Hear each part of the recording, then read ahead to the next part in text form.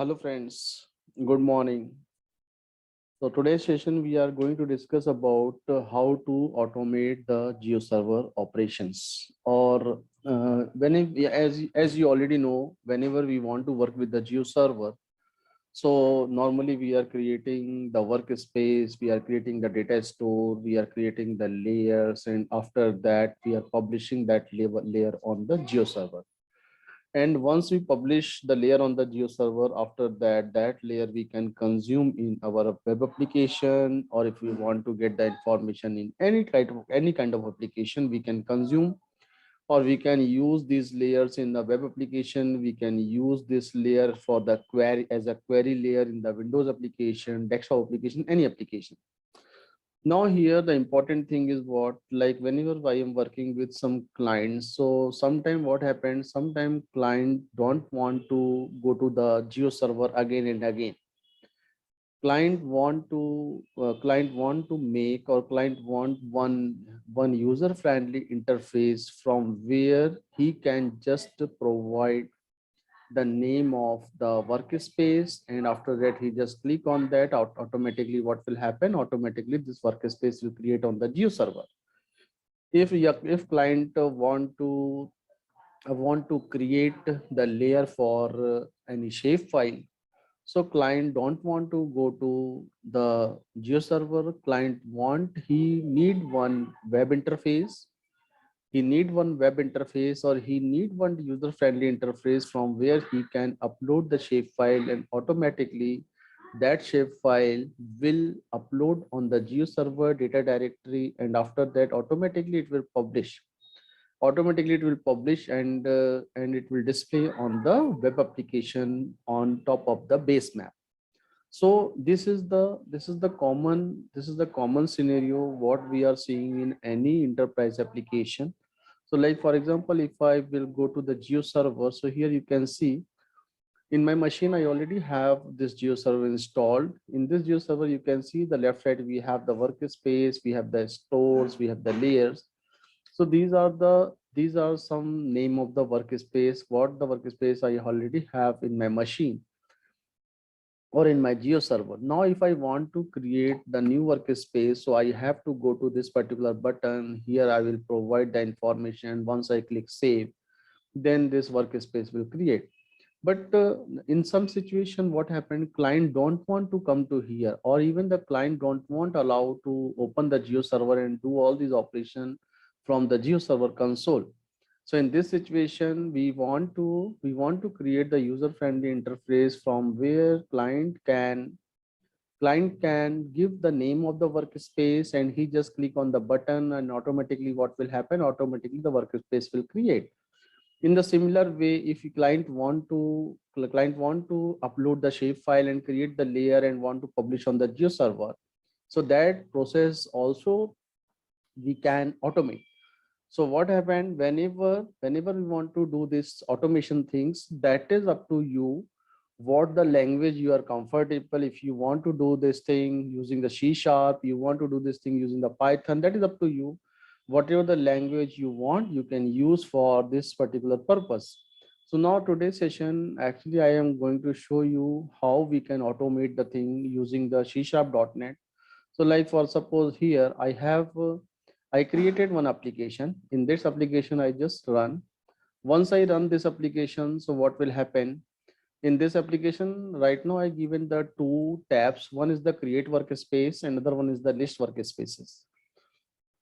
In similar way, in this series of videos, I am going to explain about how to automate the Geoserver. Maybe here if you want to create the workspace, you want to create a data store. If you want to create a data store using the shape file, create the data store using the SQL server, create a data store using any other type of data. So that these all things we are going to explore in our all the videos. So now here in today's session, we are going to discuss about how we can create the workspace, how we can get the list of the workspace. So here, like create workspace, here you just provide the URL. What is the URL of the Geoserver? So like in my machine, this is the URL of the Geoserver. What is the ID? ID is the, for example, admin. What is the password? That is up to you, what the password you are using, what the password we require, what the password, that password you can use. After that, what the workspace you want to create. So for example, in my case, if I want to create the workspace, for example, Yogesh, I want to create the workspace. So we, whenever I will create the, whenever I will click on the create button, so what will happen? Automatically this workspace will create. So now here you can see, you no need to go to the Geoserver. You no need to go to the Geoserver. Even just for your understanding, I shown you all these text boxes like the Geoserver URL, ID and password. But whenever we will do this thing for the client, we no need to show all these text boxes, because the creation of the workspace or creation of the data store, that you can do in the backend. Either you can write the web service, you can use the web API, anything whatever you want, and no need to provide all these things, because these all things you can keep in the configuration file. And you just provide a one text box. That text box, client just give you the name of the workspace. So once client will provide the name of the workspace, like the workspace name is the Yogesh, and after that, once client will click, or the user will click on the create, once you create, it will show you the message workspace created successfully. So now what I will do, I will go to the Geoserver and just refresh this one. So see here what the workspace we have given there in our form. This workspace came here. So now your workspace created successfully. Now the other thing what I want to show you here, because in the other tab I given the list of the workspace, how we can get the list of the workspace. This is also the automated process. So here, what is the server? For example, in because that I install the Geoserver in my machine, and my server name is what? Localhost. And what is the port number? Port number is 8080. Guys, I just tell you one thing, these all things, these text boxes I shown you just because I believe you are also from the development background. So we need this thing to find out the list, but you no need to show all these things on the web page or any application.